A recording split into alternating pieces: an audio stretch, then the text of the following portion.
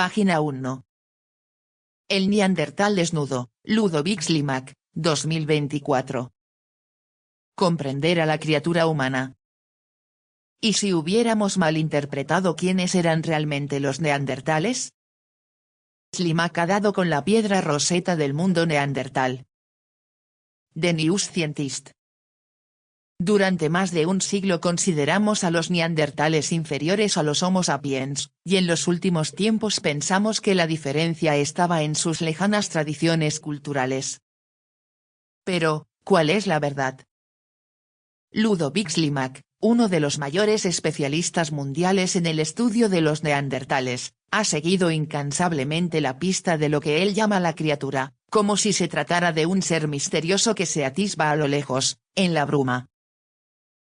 El Neandertal desnudo es un riguroso libro de paleoantropología, pero, sobre todo, un cuaderno de viajes que nos sumerge en una apasionante expedición arqueológica desde las extensiones heladas del Círculo Polar Ártico hasta los profundos bosques mediterráneos. También es un fascinante relato de 30 años de investigaciones, búsquedas, excavaciones y trabajo de campo. Cada yacimiento encontrado tiene una historia que contar.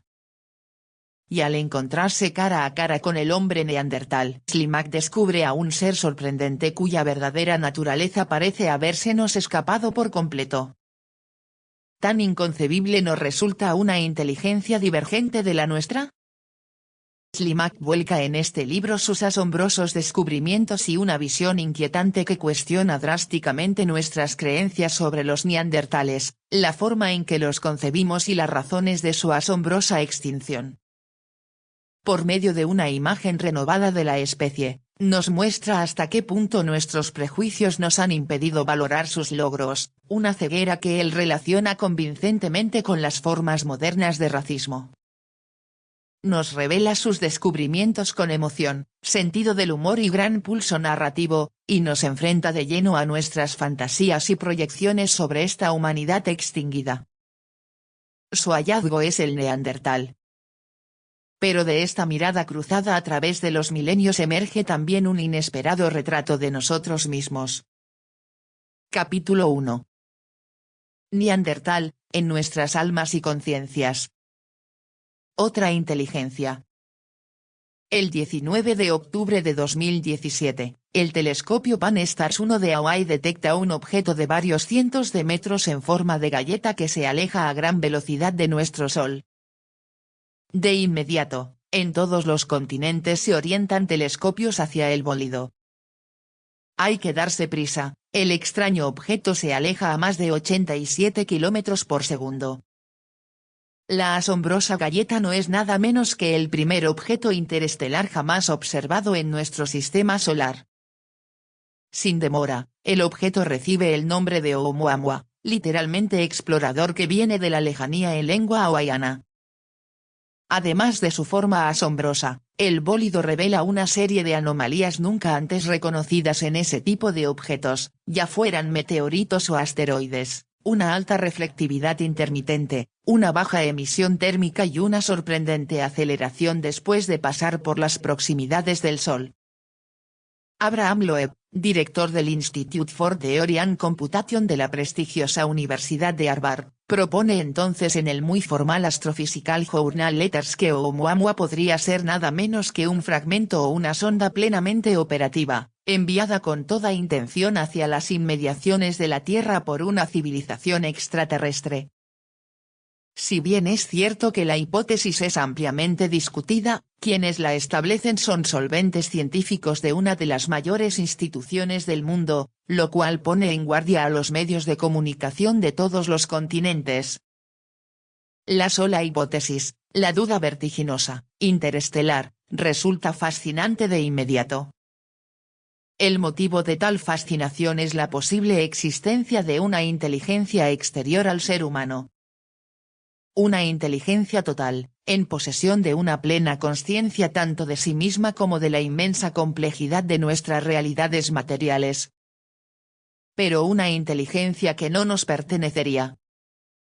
Esta perspectiva interestelar, este llamamiento de las inteligencias lejanas, nos recuerda que ahora mismo los humanos están solos, son huérfanos, representan la única conciencia viva capaz de analizar cada enigma del universo que nos rodea. Existen innumerables formas de inteligencia animal, pero ninguna conciencia con la que intercambiar, con la que compararse, con la que simplemente conversar. Puede que en la inmensidad del universo enigma supremo, existan otras inteligencias exteriores a nosotros, lejanas. Pero lo que está claro es que antes ya existieron, en un tiempo que nos parece lejano pero que en realidad está muy cerca. Ahora bien, esas inteligencias se han ido extinguiendo progresivamente a lo largo de los milenios, un nuevo enigma, y eso supone un punto de inflexión en la historia de la humanidad, pues marca el último instante en que una conciencia exterior al ser humano, tal como lo concebimos, ha existido, nos ha encontrado, nos ha rozado una alteridad perdida que sigue rondando nuestras esperanzas y nuestro miedo a la inteligencia artificial, la cual supondría el renacimiento instrumentalizado de una conciencia que no nos pertenece. En este crisol de nuestra fantasía se articulan las más conmovedoras de nuestras ilusiones y se esboza nuestra concepción de una humanidad ambigua, desaparecida. Sin embargo, hasta la fecha esta conciencia exterior a nosotros mismos, esta inteligencia ya apagada, solo ha sido definida desde la frágil base de la inteligencia humana, tal como nos es perceptible al instante. El neandertal es una de esas inteligencias a lo lejos. Y de entre todas las inteligencias ya extintas, probablemente sea la más fascinante. Esta lejana coexistencia de humanidades sincretiza la totalidad de nuestras construcciones intelectuales, desde la cultura pop hasta los diversos campos del pensamiento científico. Pero el neandertal es también el primero de los últimos salvajes que cada nueva generación vuelve a descubrir, desde Heródoto hasta Colón, desde Rousseau hasta Bougainville, desde Isi, uno, hasta los gentletas Adai, una tribu fantaseada, supuestamente de la edad de la piedra tallada, que en 1971 ocupó en el imaginario occidental la codiciada posición de los últimos hombres de las cavernas. Generación tras generación, esos salvajes son siempre los últimos, y, por supuesto, todavía siguen ahí. De vez en cuando reaparecen en los medios de comunicación, y en nuestras construcciones imaginarias representan una y otra vez el último aliento de aquella inmensa prehistoria.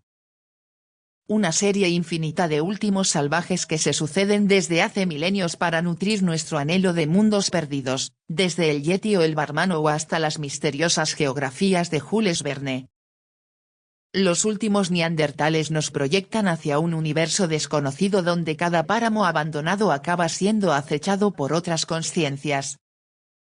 A pesar de la colonización de cualquier parcela natural, a pesar de la conquista de cada centímetro de nuestro planeta, a pesar de todos nuestros esfuerzos por destruir los espacios naturales, esas inteligencias se niegan a desaparecer, no dejan de acechar a nuestras representaciones de lo real, en sus confines, en los límites del mundo, islotes, valles, continentes, espacios refugio, zonas de matorrales, en territorios indefinidos, enraizados en una geografía incierta, tambaleándose entre el continente perdido de Muy y el universo intangible de las célticas de Hugo Pratt.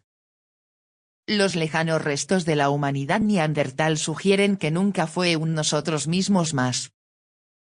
En cuanto a sus estructuras mentales, nunca fue un hermano ni un primo, sino una humanidad otra, plena y entera. Acercarse a esa humanidad conllevará ante todo un aprendizaje singular en la confrontación con una conciencia fundamentalmente divergente. Enfrentar a la criatura. Durante los últimos 29 años, me he pasado la mayor parte del tiempo escarbando sin descanso la tierra de las cuevas. No unas cuevas cualesquiera, no una tierra cualquiera, sino un suelo todavía habitado por la presencia del neandertal. 29 años persiguiendo a la criatura, deslizándome en las estrechuras y las grietas donde vivió, comió, durmió y se cruzó con otros humanos, de los suyos pero también de los otros.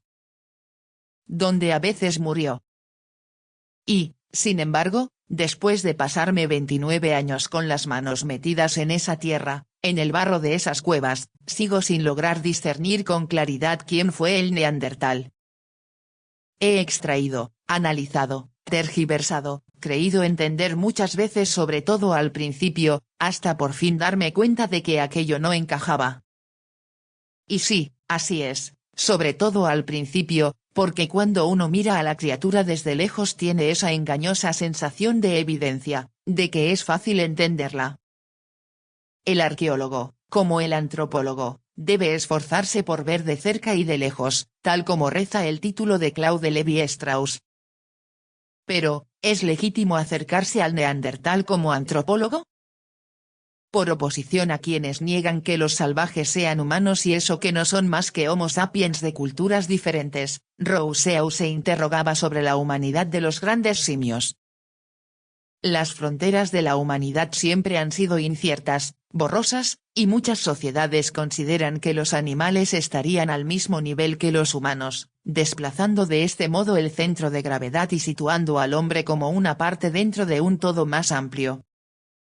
Un todo inmensamente más sutil que el que podríamos percibir armados solo con nuestras construcciones sociales, las cuales sustraen al ser humano de su medio y lo aíslan de forma artificial. En ese laberinto, ¿dónde se sitúa el neandertal? ¿Quién acabará abriéndose paso en nuestro inconsciente, el hombre o la criatura? Cientos de manuales te informarán de los rasgos evidentes de esta humanidad extinta: carencia de barbilla, frente huidiza, torus supraorbitario sobrevolando sus ojos, capacidad cerebral superior a la nuestra. Pequeño, fornido, robusto, excelente artesano, hace más de 400 milenios compartió con nosotros un antepasado común. Esos mismos manuales te descubrirán su notable musculatura y la mecánica de sus dedos, que induce un agarre un tanto diferente del nuestro. Te hablarán del inmenso territorio en que se desarrolló, desde las orillas del Océano Atlántico hasta las inmediaciones del Alta y las vastas montañas que separan el oeste de Mongolia de las extensiones siberianas. Y luego aludirán a la extinción más bien repentina de esta humanidad, hace unos 40.000 años. En las últimas páginas de esos manuales, te enfrentarás a una serie de conclusiones que a menudo aluden a qué fue en realidad, pues resulta evidente que ni la forma de nuestro cráneo ni la curva de nuestro fémur ni la posición de nuestro pulgar han sido jamás los elementos que nos definen o no como seres humanos. Y cuando se aventuran más allá de la evidencia material de la morfología ósea, los últimos capítulos de los mejores manuales dudan, van a tientas, se enfrentan a la incertidumbre. En cuanto a las obras que se pretenden ajenas a la duda alegando un conocimiento bien establecido de esa humanidad extinta, quizá lo más prudente sea cerrarlas y reflexionar con calma. En realidad, la naturaleza íntima de esa otra humanidad sigue estando por definir. La amplitud de esta duda nos sumerge en la indefinible naturaleza tanto del hombre como de las otras humanidades con las que, durante cierto tiempo, estuvimos compartiendo nuestro planeta. Imagina que contemplas un vasto paisaje desde la cima de una montaña. De un solo vistazo, tienes la sensación de poder abarcar el territorio que se extiende ante tus ojos hasta el infinito. Pero desde esa altura, el paisaje no es más que una extensión de relieves lejanos, sublimes o pintorescos, ¿cierto?, pero que no te dirán nada de las personas que ocupan esos valles, de las callejuelas de unos pueblos en los que no distingues más que una masa arquitectónica, del sabor del pan de aquella pequeña panadería. Desde lo alto, uno ve hasta muy lejos, pero no se cruza con nadie. ¿Cómo vamos a captar el aroma que desprende aquel restaurante o el grano de la piedra en la pared de aquella iglesia? A medida que nos acercamos, empezamos a distinguir los laberintos de esos pequeños pueblos, las callejuelas por las que 100 generaciones arrastraron sus zapatos y sus esperanzas. Pero el retrato sigue siendo demasiado impresionista, al punto que puede afirmarse que a ese inmenso puzzle de 300.000 años de humanidades le faltan demasiadas piezas como para no suplir con la imaginación todos los vacíos que deja la realidad. Porque las cuentas no salen. la criatura se nos escapa. Decididamente, el neandertal sigue siendo un enigma. Hoy en día hace falta haber metido muy poco las manos en aquellos barros, o haberlo hecho con un entusiasmo demasiado superficial, para estar convencido de lo contrario. Es divertido clasificar a los investigadores que hablan de la criatura en dos grandes categorías, los que están convencidos de saber quién fue, y los que la interrogan desde la duda. A juzgar por los titulares de las mayores publicaciones científicas, donde acaparan la mayor parte de la atención, la primera categoría parece bastante dominante. La segunda categoría es mucho más discreta, pues cuando alguien duda, suele permanecer largo tiempo apartado, en silencio. Por lo general, quienes llevan las uñas sucias de aquel barro son esos investigadores más reservados, pues no dejan de cavar y de interrogar los restos que la criatura dejó tras de sí. Pero, ¿quién fue entonces ese tal neandertal? ¿Cómo hablar del neandertal sin haberse extraviado durante el tiempo suficiente en sus guaridas de piedra, sin haber descubierto miles de los objetos que fue abandonando y escondiendo en el filo de los acantilados? Hablar de la criatura sin haberse enfrentado a sus espacios de vida, sin haberla perseguido durante décadas como un cazador persigue a su presa, es hablarle al aire. La extracción directa y durante décadas de esos archivos de las cavernas es condición indispensable para decir algo mínimamente sensato sobre esa humanidad extinguida. Pretender hablar del asunto con cierta pertinencia sin haberse cruzado nunca con ella más que en las vitrinas de los museos, a mi juicio, es un sinsentido. Encerrados entre cuatro paredes blancas, ni sus sílex ni los vestigios óseos de sus presas, ni siquiera los pocos restos de sus despojos corporales, tienen sentido. Quien pretenda atisbar su significado debe restregarse contra esa materia de las cavernas. Partir en su búsqueda por los mismos caminos invadidos de matorrales que fueron los suyos. Unos pocos meses de excavaciones arqueológicas diletantes posibilitan percibir el gusto, pero no el olor ni la percepción precisa que de ella se esperaría. En tierras neandertales no hay visitas diletantes. Lo neandertal no se vive a través de terceros. No es arqueólogo quien espera comprender esa humanidad abriendo los cajones de los museos, como no es etnólogo quien trata de comprender una sociedad mirando antiguos aderezos de plumas detrás de una vitrina de cristal o consultando viejos álbumes de fotos en blanco y negro.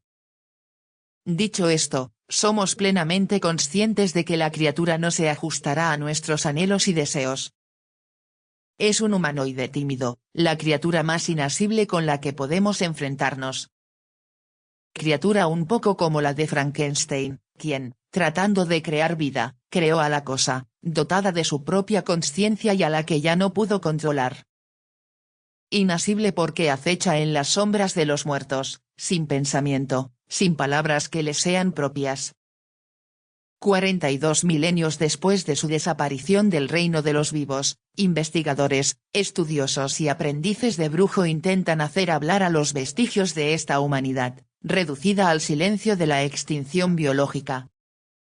Intentan crear ese conjunto de cadáveres, esa criatura a la que tratan de devolver a la vida. Para algunos, esa investigación se ha convertido en una auténtica búsqueda, en el mismo sentido en que otros buscan el Grial. ¿Acaso podemos pretender que hable una forma de humanidad desaparecida, como si fuésemos espiritistas sin vaso ni alfabeto? Extraño juego macabro de ventriloquía. Para hacer hablar a esa materia muerta, a esa cosa muda, hay que obligarse a meter las manos en el polvo cavernícola. Cavar la tierra, sacar millones de sílex, de huesos, de carbones. Pero esas pruebas de su existencia pasada no se dirigen a nosotros sino a través de una alquimia entre razón e imaginación, a través de los alambiques de nuestras concepciones y de nuestras representaciones, que son las auténticas probetas de nuestras teorías. Así es como obtenemos a la criatura, pendiendo de un hilo como un péndulo que se balancea entre hechos y representaciones, entre proximidad y alteridad, entre lo mismo y lo otro, es nosotros, es otro, es nosotros, es otro. Pobre criatura, títere desarticulado, prisionero de nuestros juegos de conciencia. ¿Quién fue entonces ese tal Neandertal? Para mí se ha convertido en algo así como un viejo compañero de viaje, uno de esos colegas con los que andas pero de los que en realidad no sabes gran cosa. ¿Cuántas veces no he escuchado decir que no es más que nosotros mismos? Nuestro querido y anciano primo, incluso un hermano, víctima de nuestra mirada un poco racista, un poco xenófoba. Víctima de su maldita cara de cavernícola.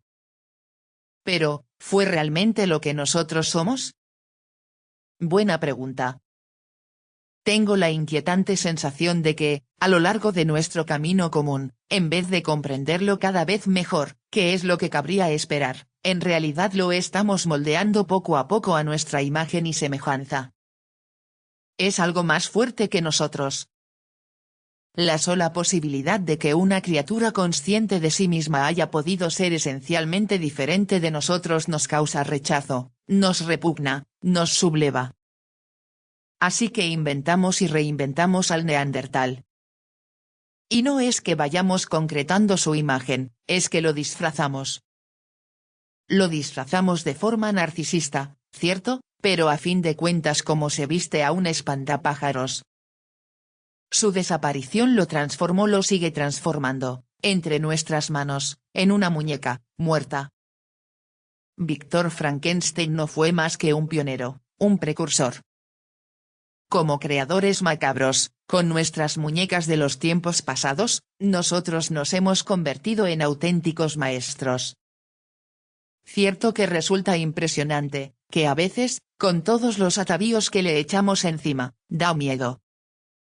También tú, si has estado un poco atento, debes de haberlo visto, mal vestido por nuestras fantasías, maquillado a la picapiedra o con traje y corbata, arrastrando a su hembra por el pelo o picando su billete de metro. Mira que era guapo, mi legionario. Volvamos con quienes saben quién era el Neandertal. En el seno de la comunidad de los investigadores se libra una guerra larvada y también temible. Por un lado, quienes consideran que el Neandertal no es otro que nosotros mismos. Por el otro, quienes piensan que se trata de una humanidad arcaica con una capacidad intelectual inferior, un subhombre, un casi hombre, o cualquier otro adverbio que podamos colocar antes o después de hombre, y que en general, salvo en el universo Marvel, no dice gran cosa. No se trata de una guerra de ideas, sino de una guerra ideológica en la que ninguno de los dos bandos avanza sino es hundiéndose aún más en el barro, no en el barro de las cuevas, por desgracia. Una guerra de trincheras donde los peludos, son reemplazados por el peludo, Homo pilosus. Entonces, el Neandertal, es un hombre entre la naturaleza y la cultura, o un gentleman de las cavernas. Explorar el alma del Neandertal.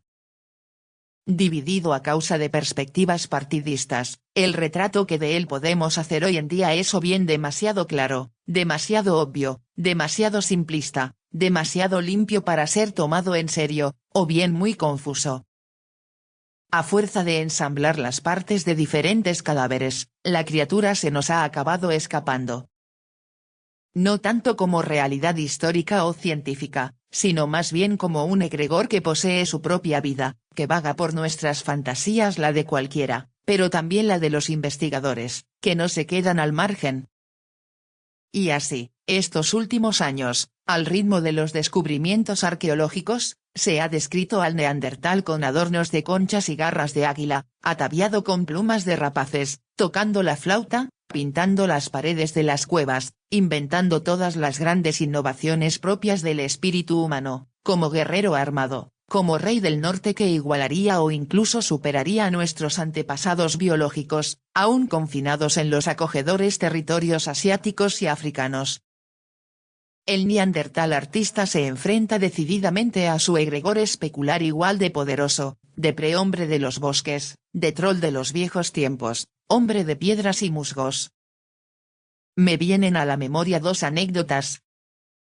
En 2006, estando yo en un posgrado en la Universidad de Stanford, un reputado profesor de antropología nos dio un seminario sobre el neandertal. Su análisis vinculaba la capacidad cognitiva de los neandertales con los caracteres arcaicos de su anatomía. Al pasar una diapositiva que mostraba un cráneo neandertal, hizo este comentario: no sé vosotros, pero yo, si me subo al avión y veo que el piloto tiene esta cabeza, me bajaría enseguida. Risas en la sala. Había soltado el comentario jocoso en el momento adecuado para cautivar al público. Pero no hay nota humorística que no revele la estructura de un pensamiento, y ese no era un pensamiento de segundo grado. Concretemos un poco más. Unos años más tarde, en Rusia, conversando con una eminencia de la Academia de Ciencias que no dejaba de decirme son diferentes, animé a mi interlocutor a que desarrollara en qué consistía esa diferencia. La discusión se prolongó hasta bien entrada la noche. Ludovic, Teia Venosul, no tienen alma. Nunca le agradeceré bastante a aquel investigador que acabase diciendo esas palabras, pues iluminan con una luz diáfana cuanto se dice sin llegar a decirse, los presupuestos inconscientes que estructuran secciones completas de nuestra comprensión de esa humanidad. Resulta instintivamente evidente que esas dos concepciones no son compatibles, que habrá que decidir cuál de los dos es una quimera, el neandertal artista-pintor o el neandertal de los bosques. Entre estas miradas antagónicas no existe la menor posibilidad de confluencia. Entonces, ¿el neandertal es una criatura de los bajos fondos o un genio de las profundidades? La criatura acecha en nuestro subconsciente. Llegados a este punto, hay que decir que no es ni una cosa ni la otra. El neandertal no es ni un hermano ni un primo. Es un tema de estudio. De todos modos, en un universo donde la diferencia, la alteridad, la clasificación, se han convertido más que nunca en temas tabú, el neandertal no encaja con nada de lo que nos resulta familiar, la criatura no puede ser sino subversiva. Y esa subversión es un desafío a nuestra inteligencia. ¿De verdad estamos preparados para afrontar este asunto? El lobo es un lobo para el hombre.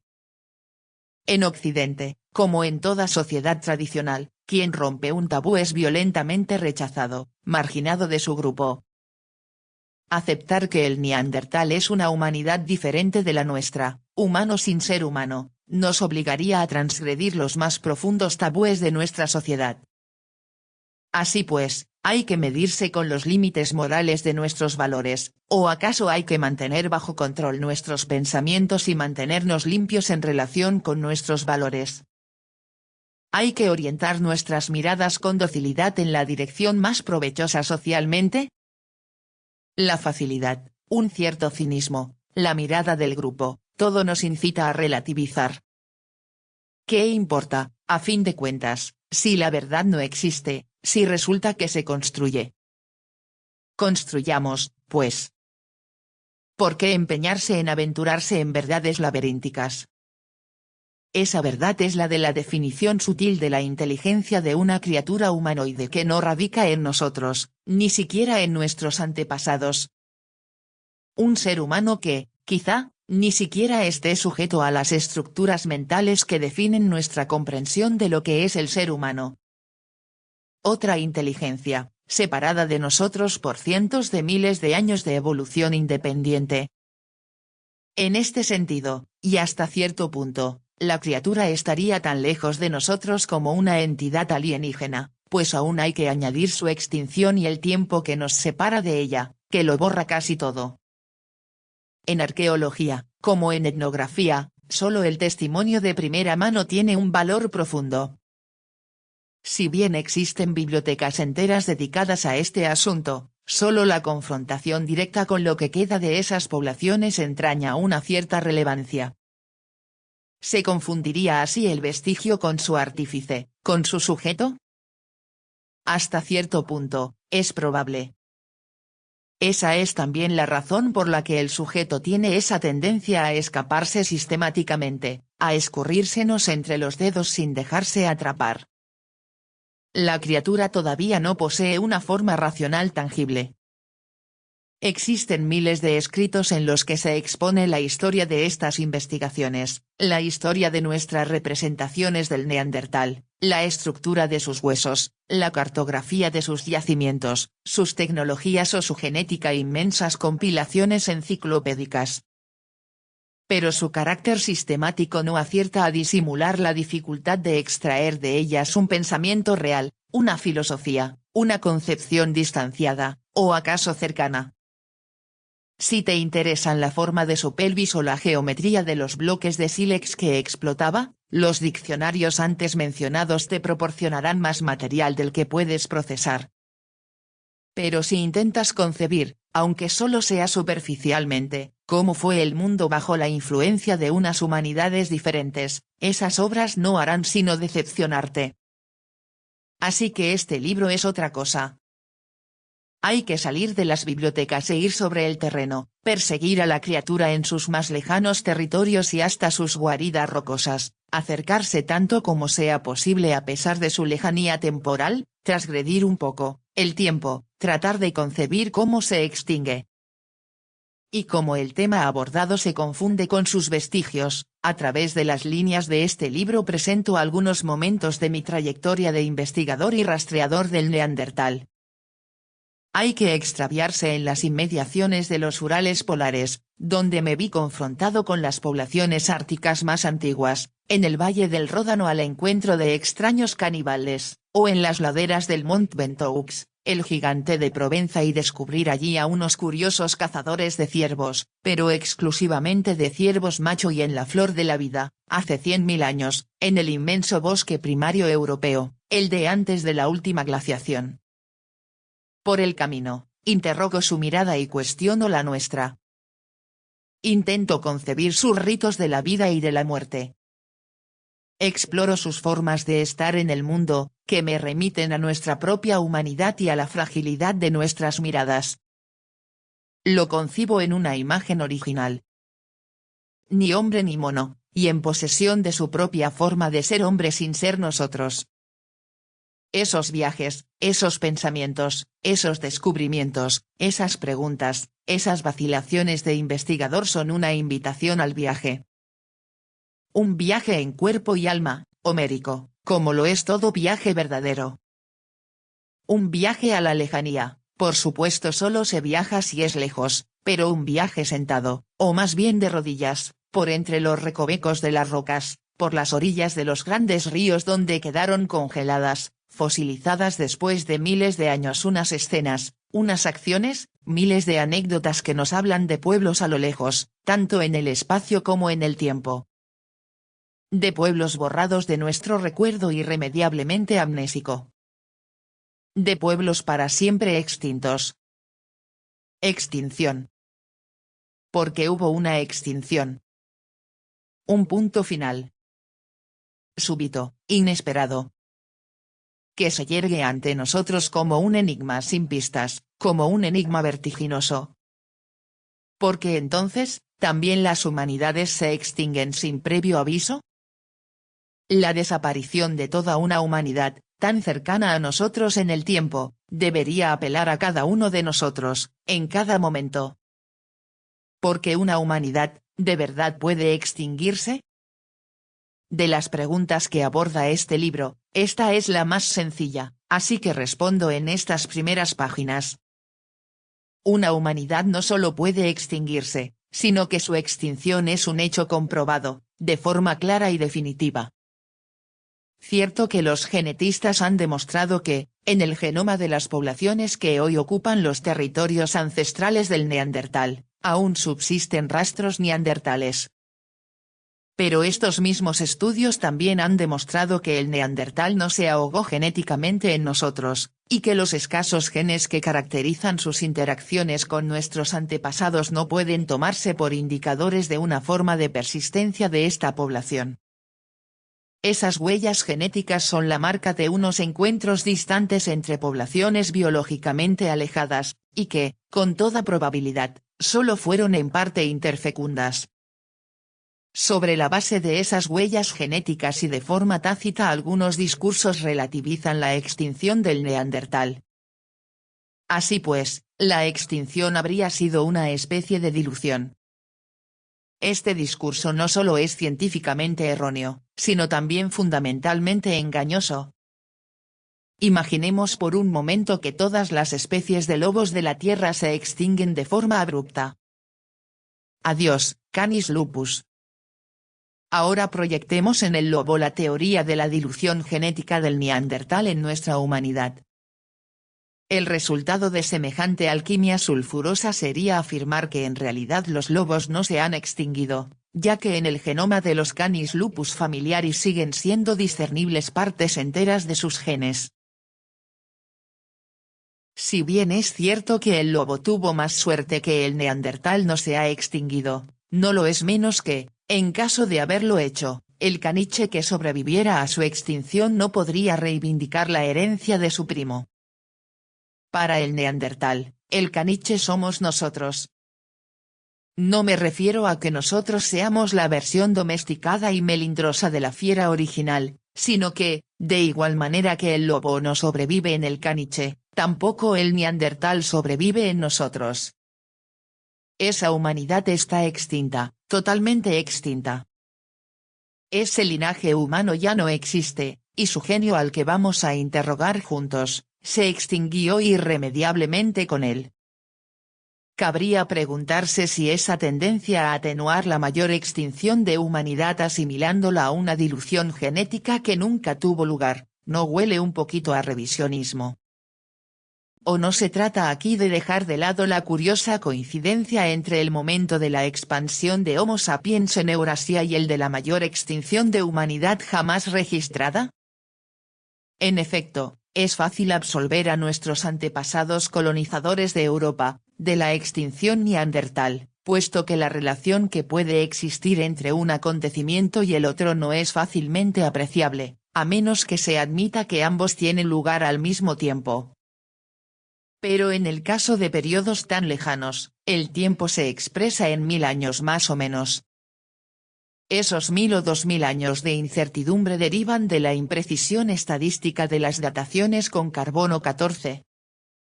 Y ten en cuenta que, asumiendo tales márgenes de precisión, tú anoche cenaste con Carlomagno a tu izquierda y César a tu derecha.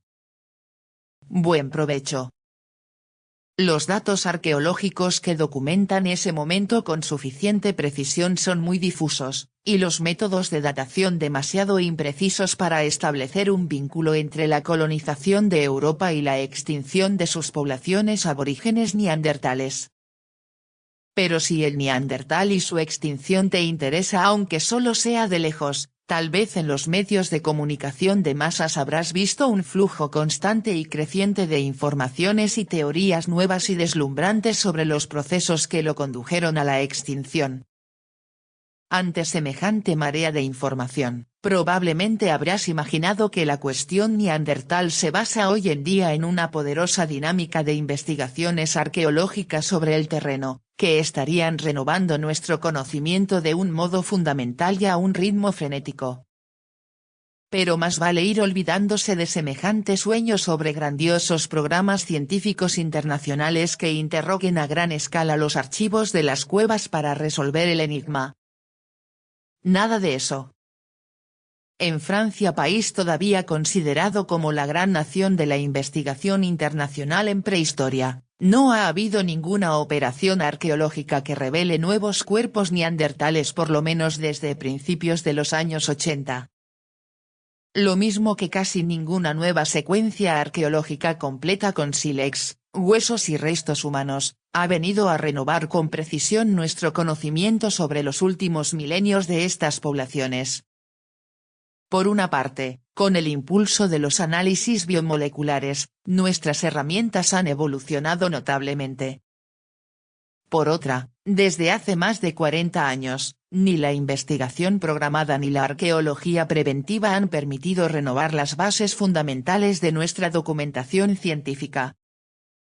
La extinción neandertal es un simple hecho, la constatación de la desaparición de una humanidad y de sus modos de vida ancestrales, así como su súbito reemplazo por la nueva era del Paleolítico reciente, que llega a Europa de la mano de las poderosas oleadas de poblaciones sapiens. Las artes construyen puentes a través de las edades.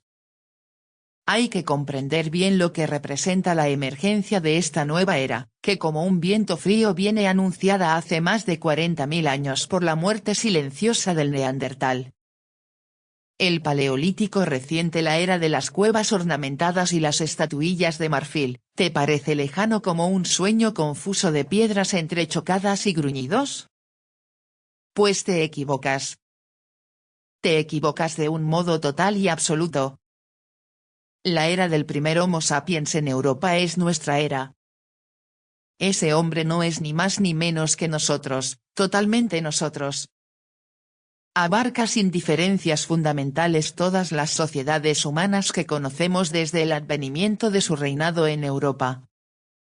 En estos antepasados, y a partir del 40º milenio, todo nos resulta familiar. Su vasta arquitectura doméstica, auténticas ciudades nómadas de Europa Central construidas en los esqueletos de mamuts, su artesanía y las líneas elegantes, estilizadas, de sus estatuillas de marfil pulido.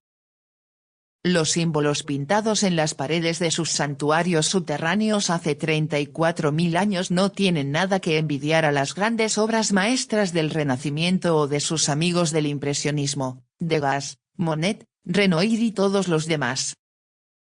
En el arte paleolítico se declinan todas nuestras sociedades.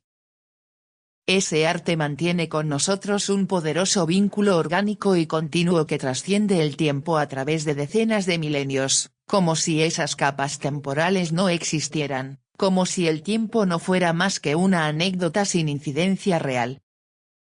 Desde los primeros grafismos de nuestros antepasados sapiens de hace 40.000 años hasta nuestros grafitis en subterráneos de hormigón, apenas hemos añadido unos pocos detalles.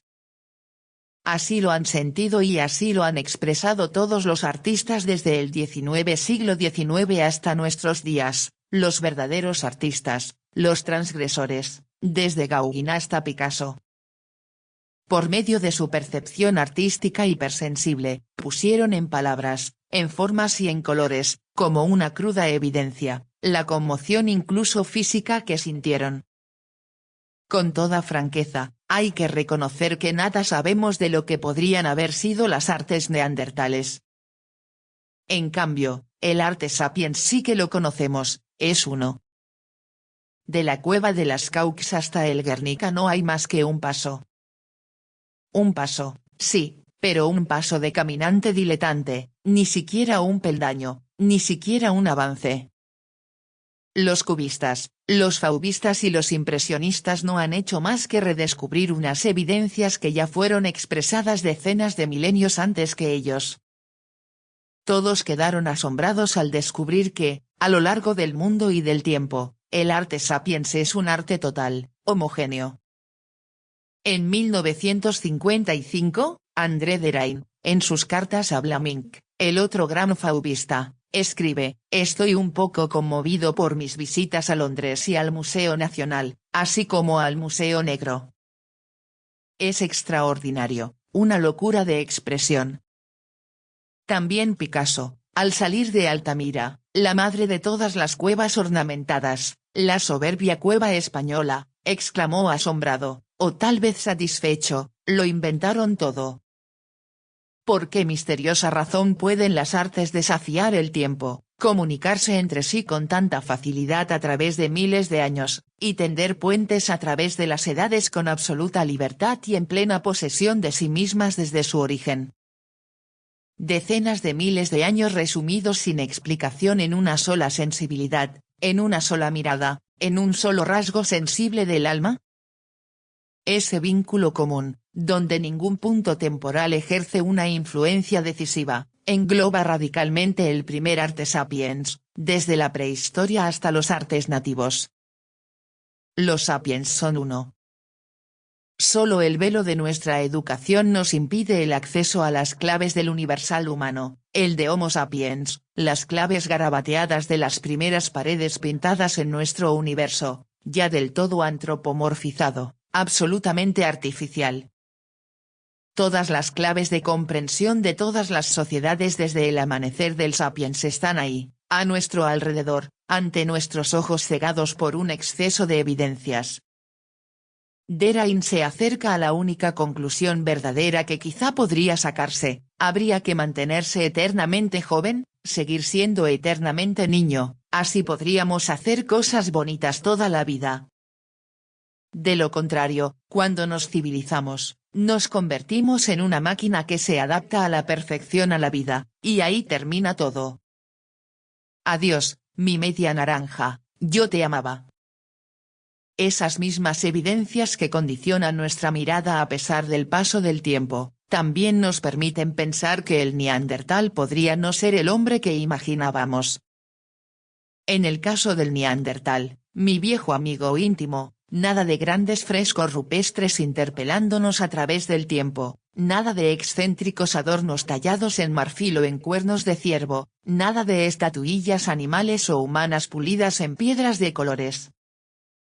Hermosas herramientas de piedra, eso sí, hermosa artesanía producida en ocasiones con sublime maestría. Pero, ¿qué sociedad humana puede resumirse en sus cuchillos, sus herramientas y sus armas? Ninguna, ¿verdad? ¿Acaso has oído hablar del arte neandertal de las cavernas? ¿De armoniosas flautas labradas en huesos por la criatura?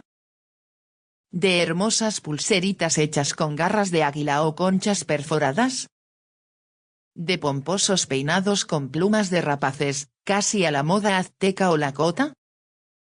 Si te pica la curiosidad, no esperes más y salta ahora mismo al capítulo sobre arte neandertal, pero prepárate para abandonar tus ideas preconcebidas, pues si bien es cierto que la criatura es capaz de una notable sensibilidad, esta no queda jamás reducida a la nuestra. En las páginas que siguen asistiremos a la sutileza de esas exóticas sensibilidades, que hoy en día siguen completamente por explorar. Es probable que el neandertal no sea otro nosotros mismos. Tal como acabo de exponer, las evidencias sensibles, propias de todos los hombres desde que el hombre es hombre, no parecen concernir a nuestra criatura. No solo es diferente, sino que está extinguida. Y no se extinguió en nosotros, diluida en nuestros genes como se deshace un azucarillo en agua caliente. Sus genes en nosotros son tan escasos y están distribuidos de modo tan desigual en el seno de las poblaciones humanas, que hoy en día puede afirmarse que la clave de esa extinción de humanidad no reside en una improbable historia de amor caníbal en la que el hombre que desaparece se convertiría en la matriz de la nueva humanidad. Extraña quimera, esa teoría, que haría de algunos de nosotros los herederos de una humanidad desaparecida. En realidad, los cruces, las hibridaciones entre diferentes especies son absolutamente banales en el reino de los vivos. Todas las especies de félidos, cánidos, úrsidos o suídos han sido a menudo interfecundados. Estamos rodeados de tigrones, ligres, jabalíes de hierro o cerdos de la edad del hierro sin que tales quimeras biológicas arrojen la menor luz sobre el destino de los leones, los tigres, los cerdos o los jabalíes. ¡Qué idea tan rara, qué paradoja, asociar una extinción de humanidad con una bonita historia de amor, un amor total, absoluto, antropófago, en el que uno se disuelve en el otro! Hay que admitir que la historia es preciosa, que suena a la mar de bien. Nada de extinción de humanidad, más bien un amor por fusión, 1 más 1 igual a 1. Adiós, mi media naranja, yo te amaba. Y pensar que nosotros pobres investigadores, pobres arqueólogos, no sabemos siquiera si esas dos humanidades, la viva y la muerta, llegaron jamás a cruzarse en los inmensos territorios europeos de los aborígenes neandertales, precisamente el lugar de su extinción. Volvemos a sentarnos a la mesa, en aquella asombrosa cena con César, o con Carlomagno, vete tú a saber. En todo el continente europeo no existe hoy en día casi ningún yacimiento arqueológico en que nuestro cómputo temporal sea lo suficientemente preciso como para establecer con certeza el encuentro entre estas dos humanidades. La víctima ha sido identificada, pero ni tenemos su cuerpo ni conocemos la identidad del asesino, ni siquiera sabemos si la víctima llegó a cruzarse alguna vez con su presunto asesino. Llegados a este punto, señoras y señores del jurado, abajo el telón, el caso está visto para sentencia, liberen al acusado. Y por norma general, los especialistas se apresuran a liberar al acusado. Algunos llegan incluso a considerar que nuestros antepasados sapiens se implantaron en unos territorios totalmente abandonados, vírgenes de toda presencia humana desde hacía siglos, o acaso milenios. Imposible determinar si hubo un crimen, o un genocidio, puesto que arqueológicamente resultaría invisible. El crimen perfecto. Cierto que existe un móvil evidente, la indiscutible colonización. Pero, ¿dónde está el arma del crimen? Ni siquiera se han encontrado los cuerpos de las víctimas. Y la coartada es invencible, en ninguno de los territorios europeos puede demostrarse con precisión que existió un encuentro físico entre estas dos humanidades. No nos equivoquemos, esta triple tapadera no es más que humo, y no nos informa tanto sobre la realidad de los hechos como sobre la pésima calidad de los registros arqueológicos de que disponemos sobre toda una serie de acontecimientos que tuvieron lugar hace más de 42 milenios. En tal caso, y a pesar de todo, podría ser que la colonización del continente europeo por parte de Homo sapiens incluyera tanto el móvil como los procesos de esa extinción de humanidad. Y es que los datos con los que contamos no deben servirnos de excusa para eludir la cuestión.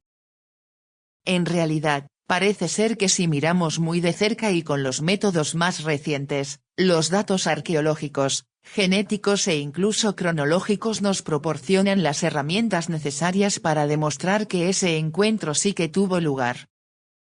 Una investigación en estos términos podría incluso llegar a desvelar las relaciones concretas que algunos de esos grupos humanos lograron establecer. Por lo tanto, podemos formular el móvil de forma racional, y la coartada se desmorona. Falta saber qué sucedió realmente. Y para acercarse a la realidad tanto como sea posible, hay que basarse en los datos arqueológicos más concretos y precisos, y llevar a cabo una investigación a largo plazo y muy definida en los yacimientos arqueológicos escogidos. A fin de no proyectar una mirada sesgada, también es necesario dar un paso atrás con respecto a nuestras propias construcciones intelectuales y nuestros esquemas espontáneos, así como a lo que se dice del neandertal en los medios autorizados. Para llegar al neandertal desnudo tal como es en sí mismo, hay que despojarlo sin vergüenza de los oropeles con que no hemos dejado de engalanarlo. Hay que regresar a las fuentes. Para empezar, hay que analizar la estructura de las sociedades neandertales, su artesanía, sus elecciones, su forma de estar en el mundo, para volver así a situarlas en las únicas estructuras lógicas que surgen directamente de los hechos arqueológicos. Incluso si volvemos a encarrilar el tren, comprobaremos que el peso de las dudas, de los interrogantes, de las incertidumbres es ya tan imponente que tenemos la frustrante sensación de que la criatura se resiste al análisis, a una categorización demasiado simple. ¿Conocemos, por ejemplo, todos los entornos que lograron colonizar estas poblaciones? Al adentrarse en los márgenes del mundo, en sus confines polares, uno se da cuenta de que responder a tan sencilla pregunta ya representa un desafío extraordinario. Página 23.